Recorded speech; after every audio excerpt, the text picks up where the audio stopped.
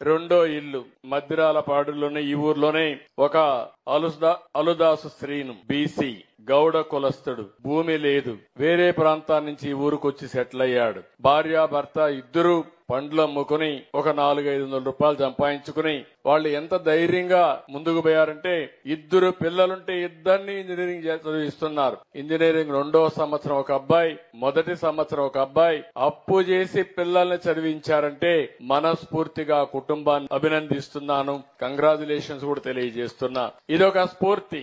నేను ఆ అబ్బాయి చూశాను, ఇల్లు కూడా 40 ఏళ్లే, అతను 45 సంవత్సరాలు, భార్యకు 40 సంవత్సరాలు. అప్పుడే షుగర్ వచ్చింది. ఏంటా ఈ వయసులో షుగర్ అంటే, ఎక్కువ టెన్షన్ అయిపోయింది అన్నాడు. నీకు టెన్షన్ దేనికోసం అంటే, పిల్లల్ని చదివించాలి, మళ్ళీ నేను ఇలాంటి పనులన్నీ చేయాలి, నేను పోయి పళ్ళు తీసుకొస్తాను, నా భార్య అమ్ముతుంది, దీనివల్ల పిల్లల్ని చదివించి పైకి వస్తున్నాం అంటే ఇల్లు లేదంటే ఇల్లు శాంక్షన్ చేయమన్నాను. ఇంటి జాగా కూడా లేదు. ఇప్పుడే సర్పంచ్ గారు ఇక్కడ ఉన్నారు, కలెక్టర్ గారు ఉన్నారు. కనీసం ఈ ఊర్లో 200 మందికి ఇంటి జాగాలు ఇచ్చి ఇండ్లు కట్టించాల్సిన బాధ్యత ఉంది.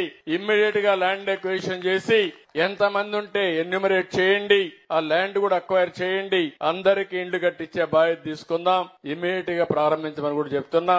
అందులో మొదటి ఇల్లు ఆ సీనుకి ఇస్తామని చెప్పి మీ అందరికీ హామీ ఇస్తున్నా.